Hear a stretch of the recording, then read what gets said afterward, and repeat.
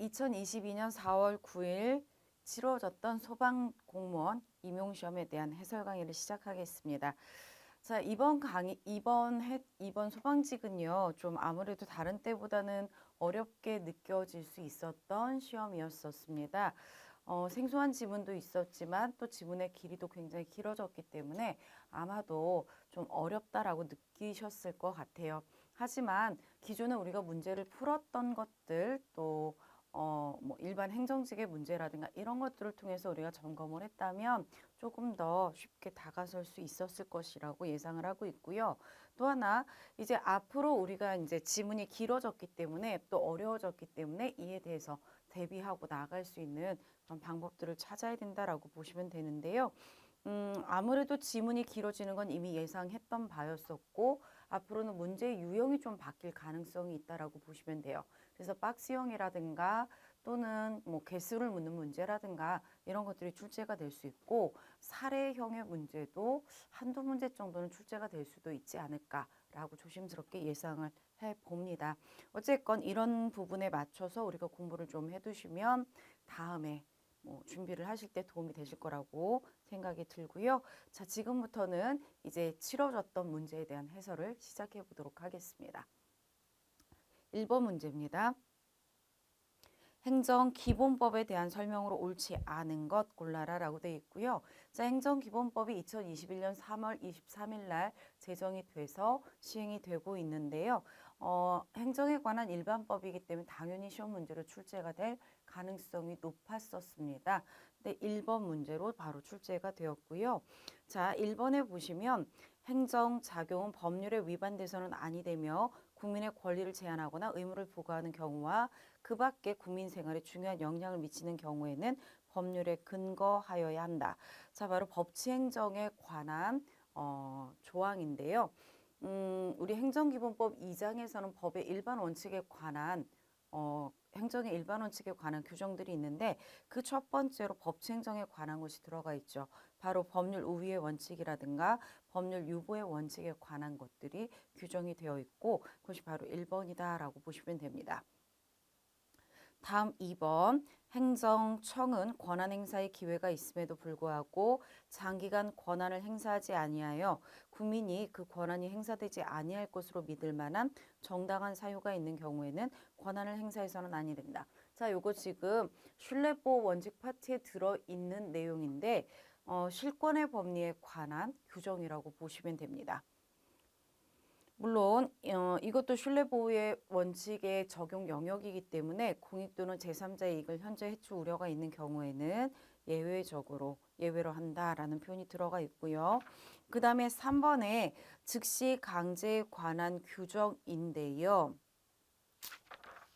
즉시 강제에 관한 규정인데 다른 수단으로는 목적을 달성할 수 없는 경우에만 허용이 된다. 자, 이건 보충성의 원칙을 이야기하고요. 이 경우에도 최소한으로만 실시하여야 한다. 비례 원칙을 이야기하는데 자, 이거 지금 즉시 강제에 대한 실체법적 한계를 이야기하거든요. 얘가 행정기본법 33조에 규정이 되어 있기는 해요. 그런데 저는 이거 문제 오류라고 생각을 하고 있습니다. 왜냐하면 정해져 있기는 하지만 아직 시행되지 않고 있는 그러한 조항이거든요. 그렇기 때문에 문제를 내기는 조금 이게 좀 이른 감이 있다라고 생각을 합니다. 따라서 이거를 기본법의 내용으로 볼 것이 아니라 그냥 판례의 내용으로 본다면 맞는 지문이라고 보시면 되겠고요. 시행이 되지는 않았지만 이미 존재하니까 문제를 낸 거로 본다면 또 그렇게 봐도 맞다라고 볼 수 있는데 일단은 가장 확실하게 틀린 걸 찾아야 되는 부분이라고 보시면 돼요. 그래서 일단 3번은 판례 입장도 맞고 또 아직 기본법이 시행되지는 않았지만 규정되어 있는 부분으로 봤을 때 맞다라고 볼 수가 있고요. 그 다음에 4번 같은 경우 행정청은 법률로 정하는 바에 따라 처분의 재량이 있는 경우에도 완전히 자동화된 시스템으로 처분을 할 수 있다. 재량이 있는 경우에는 완전히 자동화된 시스템으로 처분을 할 수 있는 경우는 아닙니다. 자, 따라서 가장 옳지 않은 게 4번 선택지가 되는 것이고요. 정답 4번으로 처리를 하시면 되겠습니다. 다음 2번 행정행위의 하자로서 무효사유가 아닌 것 찾아라 라고 되어 있고요. 자, 국토계획 법령이 정한 도시계획 시설사업의 대상 토지의 소유와 동의 요건을 갖추지 못하였음에도 도시계획 시설사업의 사업시행자 지정 처분을 했을 때라고 되어 있고요. 지금 소유와 동의 요건을 모두 갖추지 못했는데 사업시행자 지정 처분을 했다면 이는 무효에 해당이 되는 것이다. 이렇게 보시면 되겠습니다. 다음 두 번째, 조세 부과 처분의 근거가 되었던 법률 규정에 대하여 위헌 결정이 내려진 후 체납 처분을 했다. 자, 우리 위헌 결정이 나오게 되면 위헌 결정 전에 있었던 처분을 묻는 거냐, 위헌 결정 이후의 처분을 묻는 거냐, 요거로 구별을 하시라 그랬었고요. 2번 같은 경우는 위헌 결정이 내려진 이후에 체납 처분을 한 거기 때문에 이건 당연 무효에 해당됩니다. 바로 기속력 위반이라고 보시면 되겠죠. 그 다음에 3번 학교환경위생정화위원회 심의 절차를 누락했을 때, 자, 필요한 심의 절차를 누락했다. 절차상의 하자가 있고요. 이건 취소 사유에 해당이 됩니다. 다음 납세자가 아닌 제3자의 재산을 대상으로 압류 처분을 했다. 자, 요거는 실현 불가능한 것에 해당되기 때문에 내용상의 하자로서 무효에 해당이 된다라고 보시면 되겠죠. 자, 따라서 이번에 정답은 3번 선택지가 되겠습니다. 다음 3번 행정행위의 취소와 철회에 대한 설명으로 옳지 않은 것 찾아라 라고 되어 있고요. 자, 1번 같은 경우는 과세처분에 대한 취소를 이야기하고 있는데요. 과세처분은 침익적 처분이거든요. 그렇기 때문에 취소를 통해서 과세처분을 소생시킬 수는 없습니다. 1번 맞는 지문이고요. 다음 2번 영유아 보육법상의 어린이집 평가 인증. 자, 평가 인증을 받았어요. 적법하게 받았습니다. 그런데 이제 이 평가 인증을 취소했다. 이건 강학상의 철회에 해당되고요. 이때 철회는 장래효를 가지고 있어요. 따라서 철회 작용이 있는 때로부터 장래를 향해서만 효력이 소멸이 되는 것입니다. 자, 그렇기 때문에 과거로 소급해서 상실시키려면 반드시 법의 근거가 있어야 된다라고 보시면 되겠죠. 자, 별도의 법적 근거가 꼭 필요하다. 맞는 표현이 되겠습니다. 그 다음에 3번 성립의 하자가 있다. 원시적 하자가 있다라는 표현이고요. 자, 이렇게 원시적 하자가 있을 때 처분청이 직권으로 그 행위의 효력을 없앨 수 있습니다. 바로 이렇게 직권 취소를 할 수 있는데 직권 취소를 할 때는 별도의 법적 근거가 필요하지 않습니다. 자, 따라서 3번에 별도의 법적 근거가 없으면 취소할 수 없다. 잘못됐죠. 별도의 법적 근거가 없어도 직권으로 이를 취소할 수 있다. 그 다음에 4번. 자, 4번은 길게 쓰여져 있지만 마지막 줄에 있는 것을 보시면 되는데요. 세무조사, 지금 세무조사 자체가 부정한 목적으로 행해졌다라고 되어 있기 때문에 위법한 세무조사가 있었던 것이고요. 이러한 위법한 세무조사를 기반으로 해서 과세처분을 했다면 이 또한 위법합니다. 이유는 절차의 적법성이 확보되지 않았기 때문이다 라고 보시면 되겠습니다. 자, 따라서 3번에 옳지 않은 정답은 3번 선택지가 되겠습니다. 다음 4번 신뢰보호의 원칙에 대한 설명으로 옳지 않은 것 찾아라 라고 되어 있고요. 자, 1번 같은 경우는 신뢰보호 원칙의 한계에 관한 이야기입니다. 행정청이 공적인 견해에 반하는 행정처분을 함으로써 달성하려는 공익이 행정청의 공적 견해 표명을 신뢰한 개인이 그 행정처분으로 인하여 입게 되는 이익의 침해를 정당화할 수 있을 정도로 강할 때, 자, 이 둘 사이를 지금 이익 형량을 했다라는 거야.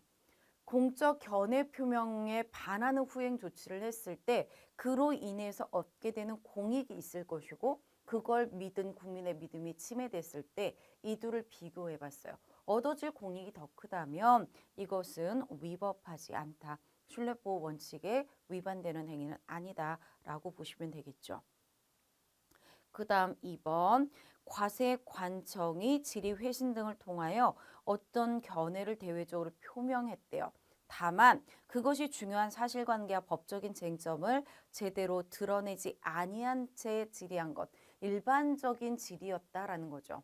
이렇게 지금 추상적인 질의를 했을 때 여기에 대해서 정당한 기대를 가지게 할 만한 신뢰가 부여된 것으로 볼 수 없다. 일반론적인 답변, 회신을 이야기하는 겁니다.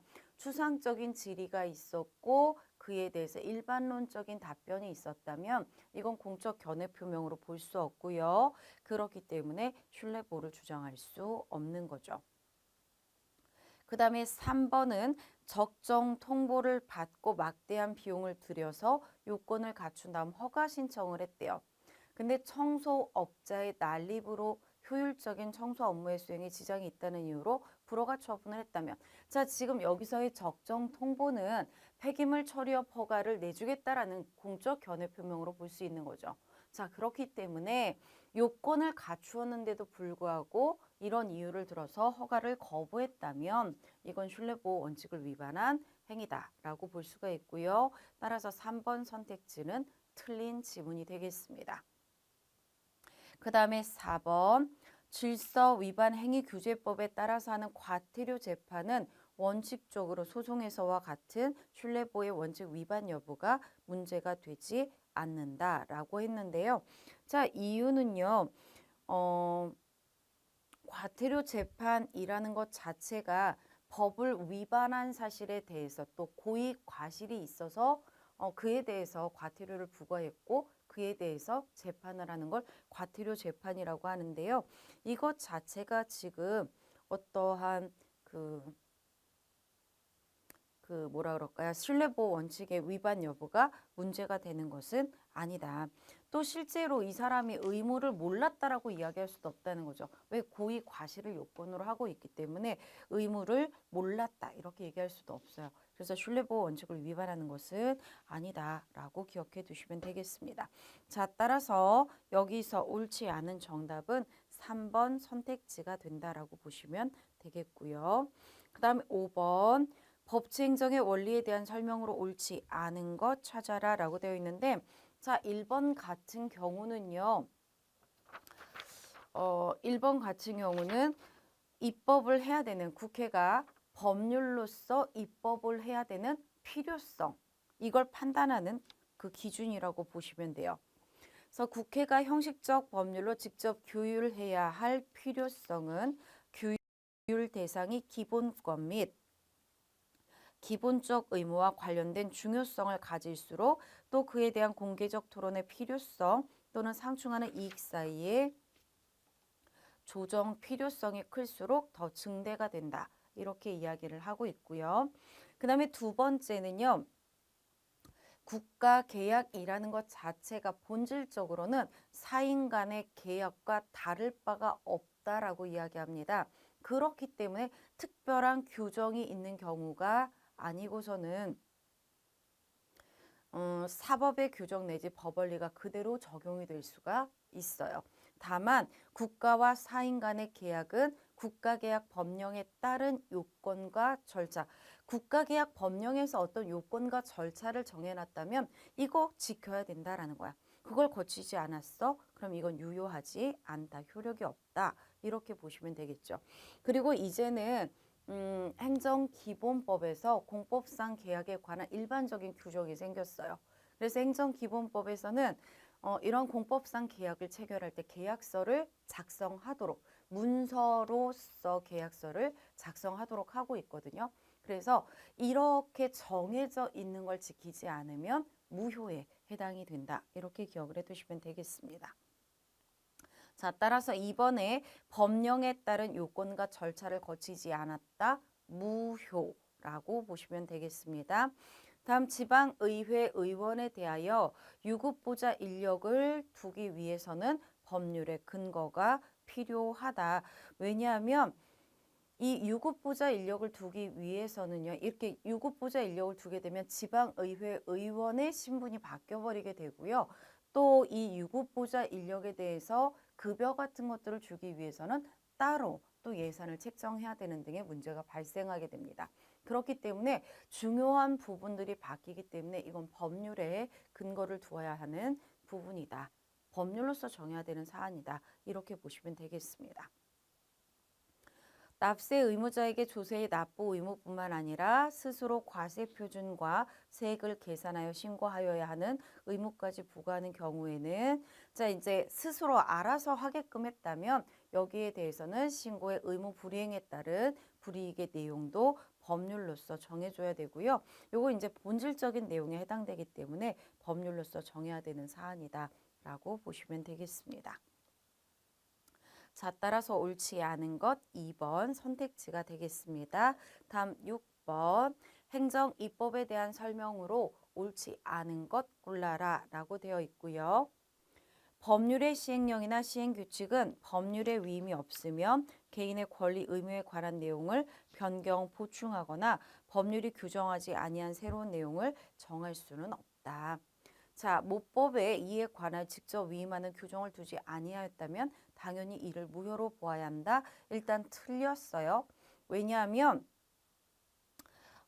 개인의 권리 의무에 관한 내용을 변경 보충하거나 법률이 규정하지 아니한 새로운 내용을 정할 수는 없다. 물론 이 부분은 맞습니다. 그런데요. 모법에 이에 관해 직접 위임하는 규정을 두고 있지 않다 할지라도 그 모법의 해석상 가능한 것을 명시한 것에 지나지 않는다면 또 모법 취지에 근거해서 그걸 구체화시키는 내용을 갖는 거라면 이때는 위임의 규정을 두지 않았다 할지라도 당연 모요에 해당되는 것은 아니다. 이렇게 이야기를 하고 있거든요. 그렇기 때문에 1번 선택지는 틀린 지문이 되겠습니다. 다음 2번은 군 법무관 보수 규정 사건인데요. 법률에서 대통령령으로 구체적인 입법의 의무를 부과했거든요. 왜? 구체적인 위임이 있었기 때문에 대통령은 이걸 만들어야 되는 구체적 입법 의무를 가지고 있었다라는 거예요. 그런데 만들지 않았어요. 그러면 이러한 행정 입법 부작위는요. 불법 행위에 해당됩니다. 왜? 구체적인 입법의 의무가 있음에도 입법을 하지 않았기 때문에 불법 행위에 해당되고요. 그렇기 때문에 국가배상 청구를 할 수 있도록 하고 있는 거죠. 그다음 세 번째, 일반적으로 법률의 위임에 따라 효력을 갖는 법규 명령, 바로 위임 명령을 이야기하는 것이고요. 위임 명령의 경우에 위임의 근거가 없어 무효였더라도 나중에 법 개정으로 위임의 근거가 부여되면 그때부터는 유효한 법규 명령으로 볼 수 있죠. 자, 이 경우 소급하는 거 아니라 그랬었잖아요. 그래서 소급하는 거 아니라는 거 기억하시고 근거가 부여된 그때부터 유효한 법규 명령으로 볼 수 있다라고 보시면 되겠습니다.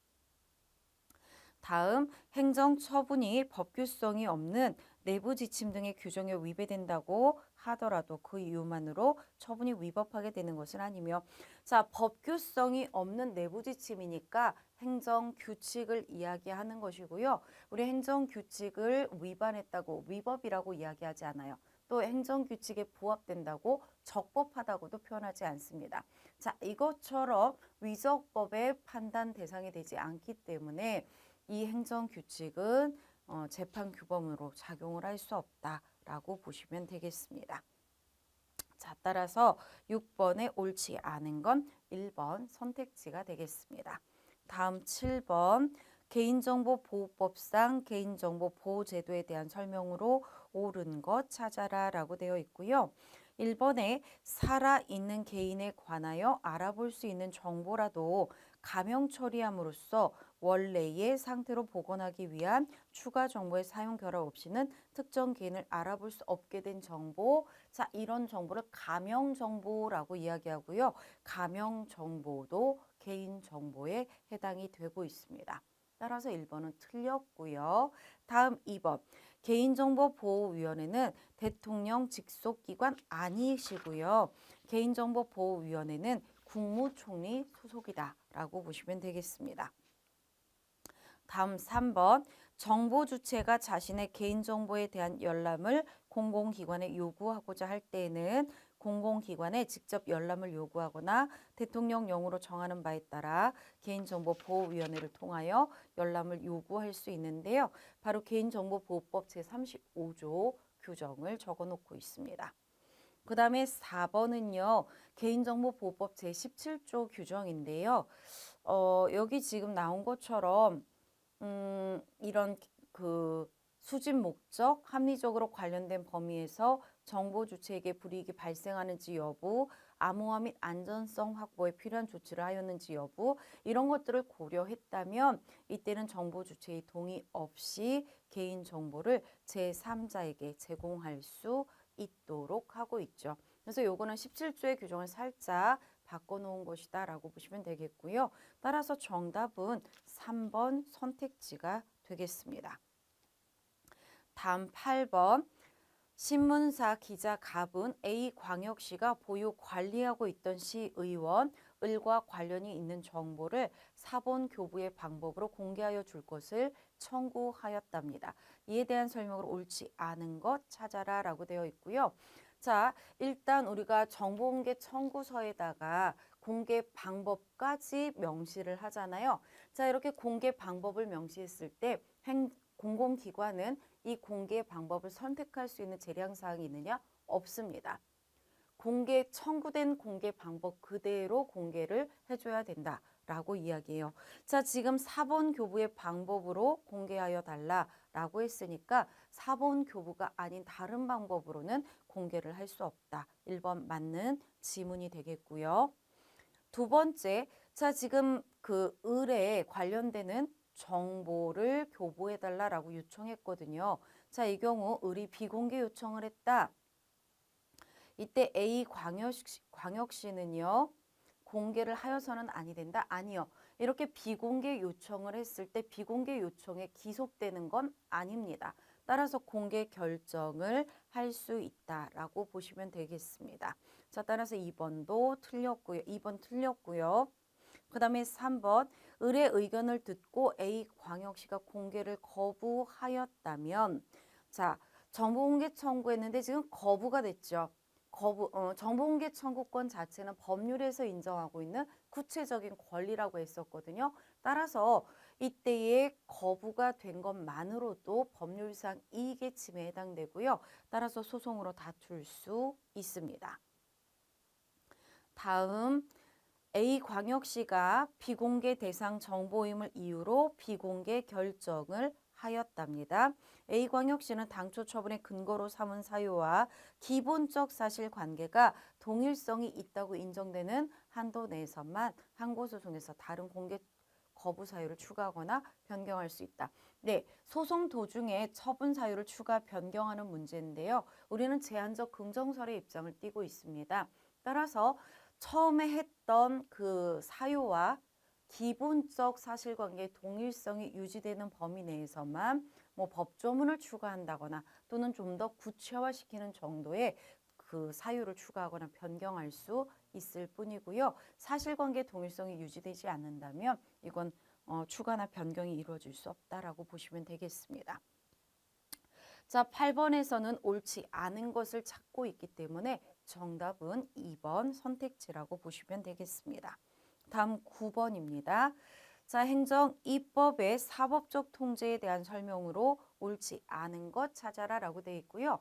자, 1번 지문은 조례가 집행행위에 개입 없이 직접 국민의 구체적인 권익을 침해하는 경우를 이야기하는 것이고요. 이런 것들은 바로 처분적 조례에 관한 이야기입니다. 바로 두밀분교, 폐교에 관한 조례를 이야기할 수 있는데요. 이건 지금 처분적 조례로서 처분성이 인정이 되고 쟁송의 대상으로 삼을 수 있다라고 보시면 되겠습니다. 다음 2번 행정청이 행정입법 등 추상적인 법령을 제정하지 아니하는 행위 행정입법 부작위에 관한 이야기인데요.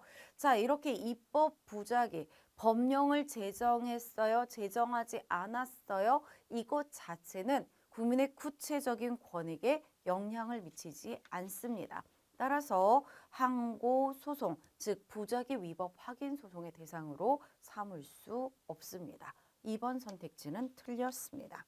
다음 3번 어떠한 처분의 근거나 법적인 효과가 행정규칙에 규정되어 있다 할지라도 행정규칙의 근거를 두고 있다 할지라도 그것이 국민의 구체적인 권리 의무에 직접 영향을 미치게 되면 이건 처분성이 인정이 된다라고 보시면 되겠고요. 그 다음에 4번 판례는요. 4번 지문은 바로 법령 보충 규칙에 대한 이야기였었죠. 법령의 규정이 특정 행정기관에게 법령 내용의 구체적 사항을 정하도록 권한을 부여하였다. 자, 이게 바로 지금 뭐였어요? 구체적으로 위임이 있었다라는 소리잖아요. 근데 지금 어떤 뭐 형식이나 절차, 방법 같은 것들을 특정하지 않았어요. 그러면 행정규칙의 형식으로 만들어낼 수가 있고요. 이렇게 행정규칙의 형식으로 만들었을 때 위임의 한계를 벗어나지 않았다면 위임의 한계 내에서 만들어지고 그것이 상위법과 결합하여 상위법을 보충하는 내용을 가질 때 대외적 구속력을 갖는다라고 볼 수 있어요. 그런데 4번 지문을 보니까요. 상위 법령의 위임 범위를 벗어났다라고 되어 있거든요. 그럼 이건 근거가 없는 거예요. 따라서 효력을 가질 수 없습니다. 즉 대외적 효력이 인정이 되지 않는다라고 보시면 되겠죠.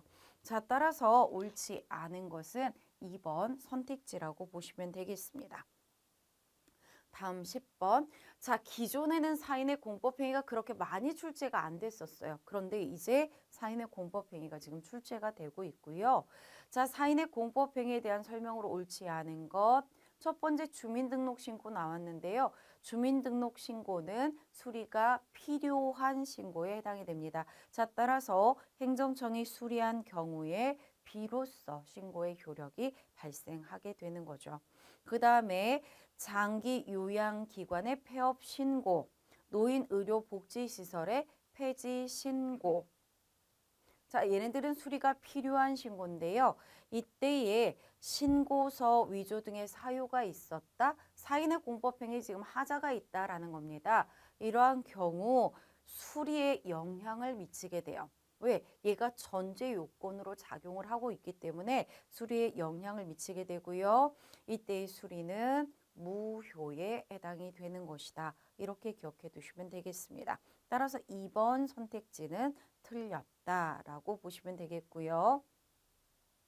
그 다음에 3번 의료법에 따라 정신과 의원을 개설하려는 자가 법령에 규정되어 있는 요건을 갖추어 개설 신고를 한 경우 행정청은 원칙적으로 이를 수리하여 신고 필증을 교부하여야 하고 법령에서 정한 요건 이외의 사유를 들어 의원급 의료기관 개설 신고의 수리를 거부할 수는 없다.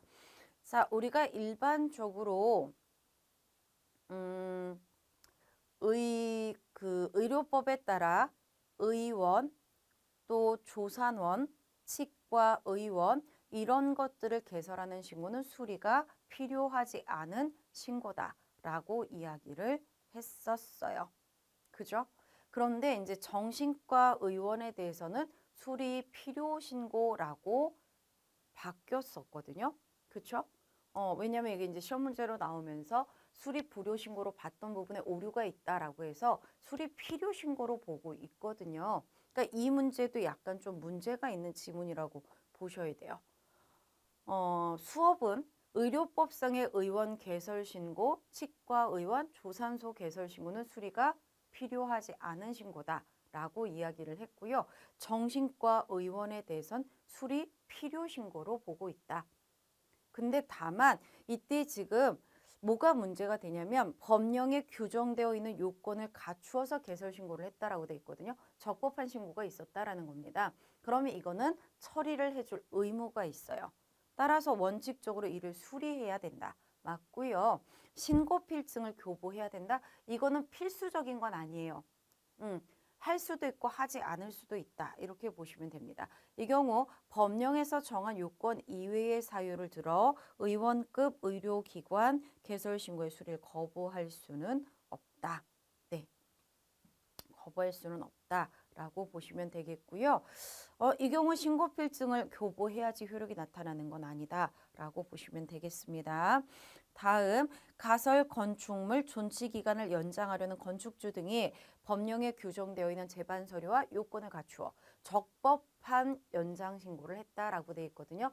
적법하게 신고를 했으니까 행정청은요 원칙적으로 이를 수리하여 신고 필증을 교부해야 되고요. 법령에서 정한 요건 이외의 사유를 들어서 수리를 거부할 수는 없다. 자, 여기서는 이제 가장 옳지 않은 게 2번 선택지이기 때문에 2번 선택지가 정답이라고 보시면 되겠습니다. 다음 행정계획에 대한 설명으로 옳지 않은 것 찾아라 라고 되어 있고요.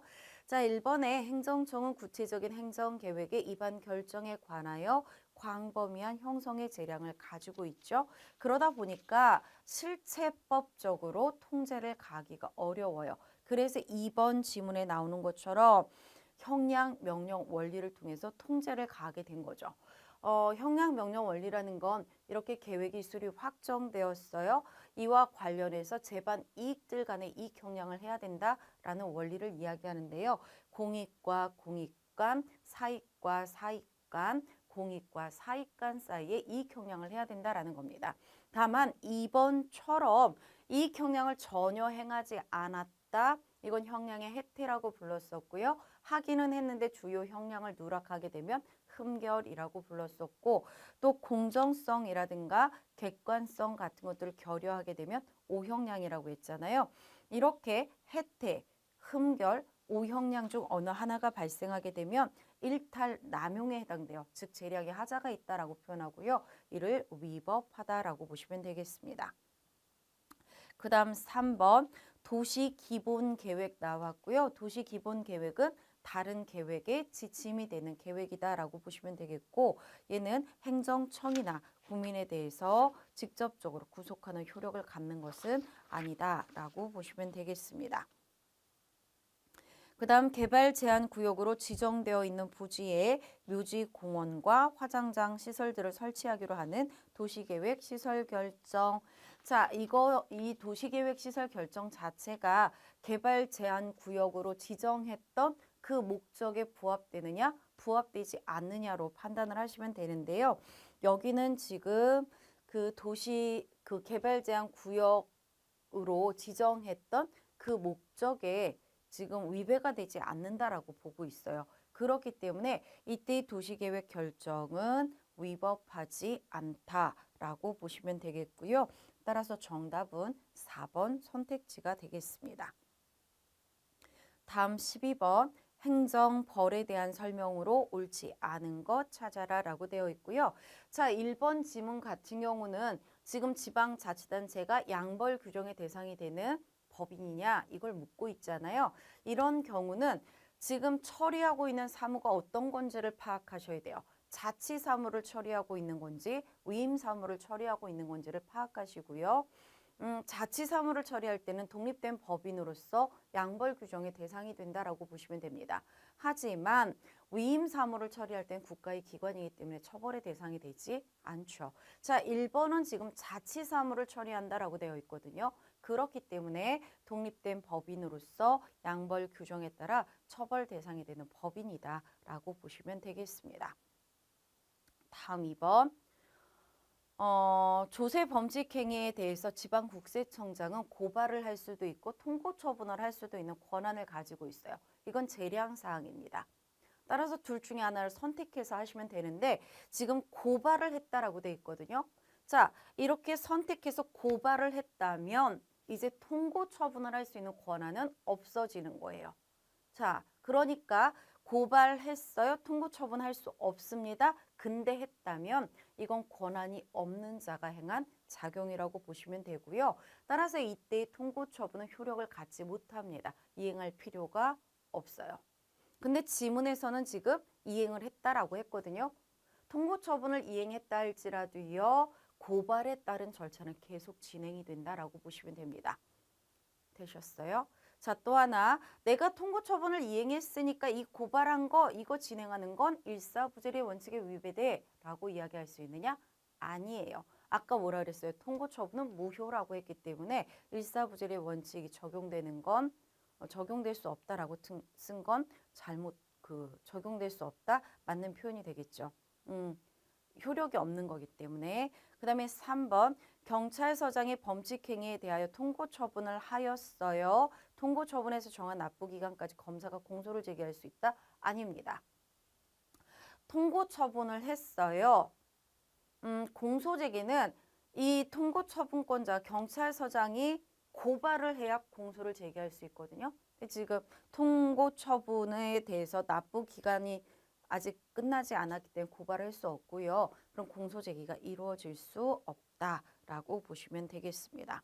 그 다음에 4번 하나의 행위가 둘 이상의 질서 위반 행위에 해당된다. 그럼 각각에서 정한 과태료 중에서 가장 중한 과태료를 부과한다 그랬었죠. 자, 따라서 옳지 않은 것 3번 선택지가 되겠습니다. 다음 13번 행정심판법에 대한 설명으로 옳지 않은 것 찾아라 라고 되어 있고요. 청구인이 피청구인을 잘못 지정했답니다. 자, 이렇게 잘못 지정했을 때 또 권한의 승계가 이루어졌을 때 직권 또는 신청에 의하여 결정으로서 피청구인을 경정할 수 있습니다. 다음 2번 재결의 범위에 관한 이야기인데요. 재결의 범위는 일단은 그 재결의 대상이 되는 처분 또는 부작위 외의 사항에 대해서는 재결을 하지 못하도록 하고 있고요. 두 번째가 여기 나온 것처럼 처분보다 불리한 내용으로 재결을 하지 못하도록 하고 있죠. 따라서 2번 선택지는 틀렸습니다. 불이익 변경 금지의 원칙이 적용되고 있다. 그 다음에 3번은요. 행정입법 파트에서 우리 중앙행정심판위원회가 행정입법을 통제하는 방법으로 제시가 됐던 이야기고요. 이것도 역시나 행정심판법에 규정이 있는 거죠. 중앙행정심판위원회가 어떤 사건을 심리하는 과정에서 근거가 됐던 명령 규칙이 뭐 상위법을 위배하고 있다거나 근거가 없다거나 또는 국민에게 과도하게 부담을 주는 등 불합리한 사정이 발견됐을 때 이러한 불합리한 그 명령이나 규칙 등에 대해서 관계 행정기관에 시정 조치를 요구할 수 있도록 하고 있습니다. 그 다음에 4번은요. 바로 재결의 기속력에 관한 이야기인데요. 우리 행정심판법에 규정되어 있는 재결의 기속력으로는 처분의 의무가 있었고요. 고시 공고의 의무가 있었고 통지의 의무가 있었는데 바로 4번은 그 고시 공고의 의무에 관한 이야기다라고 보시면 되겠습니다. 자, 따라서 옳지 않은 것은요. 2번 선택지 불리한 재결을 할 수 없다라고 써야지만 맞다라고 보시면 되겠습니다. 다음 14번 행정행위에 대한 설명으로 옳지 않은 것 찾아라 라고 되어 있고요. 재량에 의한 처분이 재량권의 한계를 벗어난 것이어서 위법하다, 일탈남용이 있다. 이거는요. 지금 그 행정처분의 효력을 다투는 자가 이를 입증할 책임이 있습니다. 자, 이 경우 처분청은요. 정당한 것이었다라는 것을 입증할 필요가 없어요. 따라서 1번 선택지 맞다라고 보시면 되겠습니다. 다음 2번. 자, 제재 처분 양을 정하면서 지금 임의적 감경 사유가 있대요. 그럼 고려해야죠. 자, 고려했어요. 고려했는데 감경해서는 안 되겠다 싶어서 감경하지 않기로 결정했대요. 그리고 지금 정해놓고 있는 것 중에서 상한의 처분을 했다. 이건 지금 감경 사유가 있었고 고려한 다음에 결정을 한 것이기 때문에 얘는 문제가 되지는 않는다라고 보시면 됩니다. 자, 따라서 이러한 것은 일탈남용에 해당되지 않습니다. 자, 그런데 언제 문제가 되냐면 감경 사유가 있는데도 불구하고 고려하지 않았다. 그러면 이때는 일탈남용에 해당이 된다. 이렇게 이야기할 수 있겠죠. 자, 따라서 2번 선택지는 옳지 않다라고 보시면 되겠고요. 다음 3번. 허가 신청 후 허가 기준이 변경된 경우에는 원칙적으로 처분 시에 기준이 변경된 허가 기준에 따라서 처분해야 된다. 자, 행정기본법에 보면 법 적용의 기준에서 신청 시와 처분 시의 법이 다를 때는요. 처분 시의 법, 즉 개정된 법령의 규정을 따라서 개정된 법령의 기준에 따라서 처분을 하도록 하고 있습니다. 자, 따라서 3번 맞고요. 그 다음에 4번에 보니까 지금 학교 법인의 임원이 교비 회계 자금을 법인 회계로 부당 전출했다라고 되어 있고요.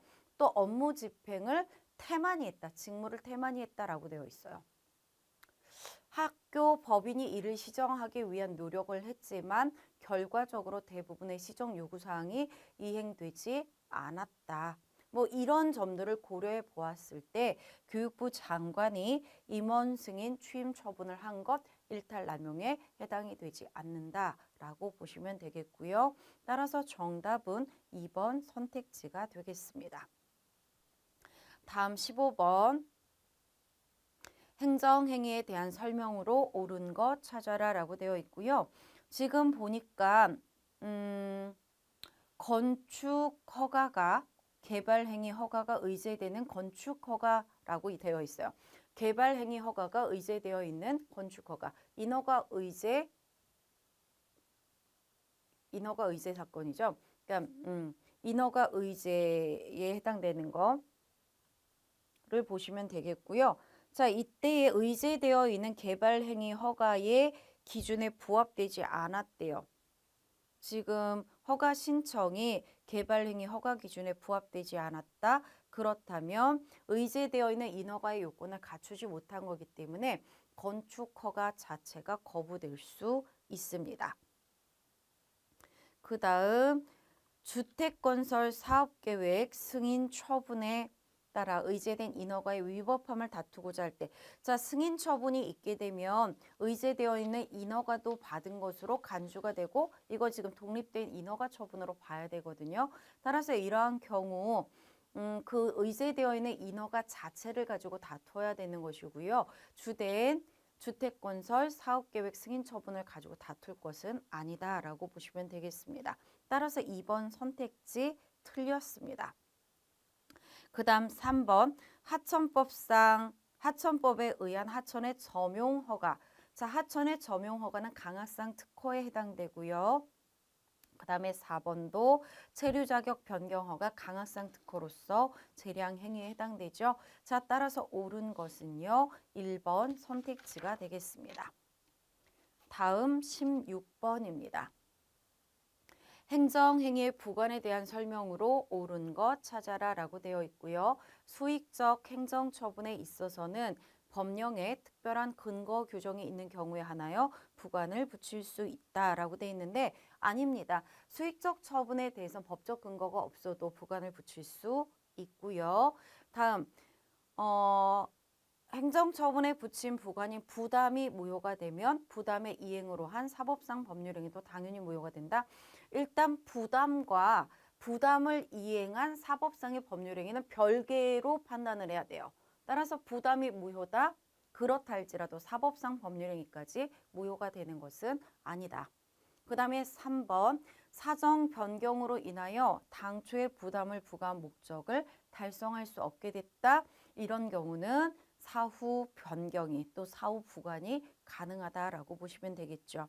그 다음에 4번 종교단체에 대하여 기본재산 전환 인가를 하면서 인가 조건을 부과했대요. 영리활동 하게 되면 인가를 취소하겠다. 이렇게 이제 인가 조건을 부과했는데요. 자, 이 경우 인가 조건의 의미는 철회권 유보에 해당이 되는 것이다 라고 보시면 되겠습니다. 따라서 정답은 4번 선택지가 되겠고요. 다음 17번 행정 절차의 하자에 대한 설명으로 옳지 않은 것 찾아라 라고 되어 있는데요. 자, 1번에 환경 영향 평가를 거쳐야 하는 대상 사업에 대하여 환경 영향 평가를 거치지 아니하였음에도 불구하고 승인 등의 처분이 이루어졌다. 요건 무효에 해당이 되죠. 근데 3번처럼 부실하게 거쳤어요. 부실하게 거친 경우는 위법하지 않습니다. 다만 거기 나온 것처럼 부실의 정도가 아예 안 거친 것과 같은 정도다. 그럴 때는 이제 무효예요. 그런데 그런 경우가 아니라면 부실하게 거친 건 위법하게 되는 건 아니다라고 보시면 되겠습니다. 다음 2번 사전 환경성 검토 협의를 거쳐야 할 대상 사업에 대해서 지금 절차를 생략한 채 승인 등을 했다라고 돼 있죠. 이거 절차상의 하자에 들어가거든요. 자, 절차상의 하자는 취소 사유에 해당이 되고 있다라고 보시면 되겠습니다. 그 다음에 4번 환경 영향평가 대상 지역 밖의 주민이라고 돼 있죠. 자, 환경 영향평가 대상 지역 밖의 주민은 원칙적으로는 원고 적격이 인정되지 않습니다. 다만 처분 전과 비교하여 승인 한도를 넘는 피해를 받았거나 받을 우려가 있을 때 이를 입증함으로써 원고 적격이 인정이 될 수 있다라고 했었죠. 자, 따라서 4번 선택지는 옳다라고 보시면 되겠고요. 옳지 않은 것은 2번 선택지가 되겠습니다. 다음 18번 행정상 손해배상에 대한 설명으로 옳은 거 찾아라 라고 되어 있는데요. 자, 1번 지문은 입법 부작위에 대해서 배상 책임을 인정할 수 있느냐라는 것에 관한 문제인데요. 자, 우리가 입법 부작위가 나오면 뭘 찾아야 되냐면 구체적인 입법의 의무가 부과가 되어 있느냐를 먼저 찾으셔야 되거든요. 근데 지문 보니까 헌법에 따른 구체적 입법 의무를 부담하고 있다라고 표현을 하고 있어요. 자, 구체적 입법의 의무가 부과가 됐다라는 거죠. 그렇기 때문에 이때 입법 부작위는 위법하다라고 보시면 되겠고요. 이러한 경우 배상 책임이 인정이 될 수 있습니다. 따라서 1번은 틀린 지문이 되겠습니다. 다음 2번. 자, 2번 같은 경우는요. 법령안에 관해서 예고한 적이 있었다라고 되어 있어요.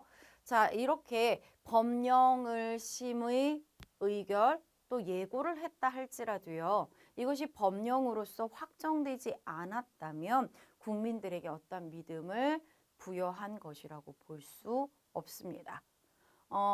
입법 예고를 함으로써 법령안을 예고해 줬어. 이게 꼭 법을 만들겠다. 이렇게 지금 공적 견해를 표명한 것으로는 볼 수 없다라고 보시면 되겠습니다. 그 다음에 3번 공무원에게 부과된 직무상 의무의 내용이 전적으로 또는 부수적으로 사회 구성원 개인의 안전과 이익을 보호하기 위하여 설정된 것이라면 사익보호성이 있다 이렇게 써져 있는 거죠. 사익보호성이 있기 때문에 이 경우 피해자가 입은 손해에 대해서 상당 인과관계가 인정되는 범위 내에서 국가가 배상 책임을 지도록 하고 있습니다. 그 다음에 4번 금융감독원의 금융기관에 대한 검사 감독 의무를 부과한 법령의 목적, 이 목적 자체가요. 지금 사인의 이익을 보호하려는 목적을 가지고 있느냐? 그렇지 않습니다. 여기 투자자 개인의 이익을 직접 보호하기 위한 목적을 가지고 있지 않아요. 그렇기 때문에 배상 책임은 인정이 되지 않는다라고 보시면 되겠고요. 정답은 3번 선택지가 되겠습니다. 다음 19번입니다. 행정상 손실보상에 대한 설명으로 옳지 않은 것 찾아라 라고 되어 있고요. 손실보상과 손해배상은 근거 규정 및 요건 효과를 달리하지만 손실보상 청구권에 손해전보라는 요소가 포함되어 있어서 실질적으로 같은 내용의 손해에 관하여 양자의 청구권이 동시에 성립한다면 자, 지금 손해배상 청구권도 성립했고 손실보상 청구권도 성립했어요. 그러면 두 개를 모두 다 청구하는 게 아니라 둘 중에 하나만 선택하여 행사를 할 수 있다라고 보시면 되겠습니다. 다음 공공사업 시행지구 밖에서 발생한 간접 손실. 자, 지금 사업지구 밖에서 손실이 발생했어요. 이런 걸 간접 손실이라고 하는데요. 지금 보니까 여기 이 간접 손실에 대한 협의가 이루어지지 않았대요. 또 보상에 관한 명문의 근거 법령이 없답니다. 그렇다 할지라도 이 사업 시행 때문에 이런 손실이 발생할 것이다 라는 것이 쉽게 예견이 되어지고요. 또 실제로 그 손실의 범위가 구체적으로 특정될 수 있다면 이러한 경우에도 이제 보상을 할 수 있는데 지금 규정이 없기 때문에 다른 법령 등을 유추 적용해서 보상을 할 수 있다라고 보시면 되겠습니다. 다음 3번 수용 재결에 불복하여 취소 소송을 제기하는 때 이의 신청을 거쳤다 할지라도요. 이의 신청에 대한 재결 자체의 고유한 위법이 없는 한, 자, 여기서 수용 재결은 원처분이고요. 이의 신청에 대한 재결은 행정심판의 재결에 해당이 되는 건데요. 둘 다 소송의 대상이 되는 건 맞습니다. 다만 여기 나온 것처럼 재결 자체의 고유한 위법이 없다라고 되어 있거든요. 이의재결 자체의 고유한 위법이 없다. 그러면 행정심판의 재결에 해당되는 이의재결에 대해서는 소송을 제기할 수 없어요. 이런 경우 원처분인 수용재결에 대해서 소송을 구해야 되고요. 이때에 수용재결을 행한 중앙토지수용위원회 또는 지방토지수용위원회가 피고가 되는 것이다 라고 기억해 두시면 되겠습니다. 다음 4번. 토지수용위원회가 법리를 오해해갖고요. 손실보상의 대상이 됨에도 불구하고 손실보상의 대상이 되지 않는다라고 재결을 했단 말이에요. 이 경우는 재결을 가지고 소송을 갈 수 있는 건 아니고요. 보상금 증감 청구 소송으로 이를 다투어야 된다라고 보시면 되겠습니다. 자, 따라서 옳지 않은 건 4번 선택지라고 보시면 되겠습니다. 다음 20번입니다. 자, 항고소송의 대상에 대한 설명으로 옳지 않은 것. 자, 1번 사건은 유승준 입국금지 결정 사건인데요. 자, 여기에서 입국금지 결정이라는 것이 처분으로서 존재를 하느냐? 안 합니다. 이유는요. 우리가 처분이 존재를 하기 위해선 공식적인 방법으로 외부에 표시가 되어야 돼요. 내부적 요건도 갖추고 외부적 요건, 즉 공식적인 방법으로 외부에 표시가 되어야 한다. 그런데 입국 금지 결정 같은 경우는요. 내부 전산망에는 기록이 됐어요. 거기에는 등재를 했거든요. 그런데 내부 전산망에는 기록을 했지만 실제로 문서로서 공식적인 방법으로 외부에 표시하지 않았습니다. 따라서 입국 금지 결정은 행정처분이라고 볼 수 없고요. 쟁송의 대상으로 삼을 수 없습니다. 1번 틀렸습니다. 다음 2번. 병무청장이 병역법에 따라 병역 의무 기피자의 인적사항 등을 인터넷 홈페이지에 게시하는 등의 방법으로 공개를 했다. 이런 공개 결정은 바로 행정처분에 해당이 되고 있습니다. 그 다음에 시장의 감사원으로부터 감사원법에 따라 징계의 종류를 정직으로 정한 징계 요구를 받게 되자 감사원에 징계 요구에 대한 재심의를 청구했고 감사원이 재심의 청구를 기각한 경우 감사원의 징계 요구와 재심의 결정이 소송의 대상이 되는 처분이라고 할 수 있느냐? 없어요. 왜냐하면 이 징계 요구, 재심의 결정 자체가 구체적인 권익의 침해를 일으키는 건 아닙니다. 따라서 행정처분으로 볼 수 없다라고 보시면 되겠고요.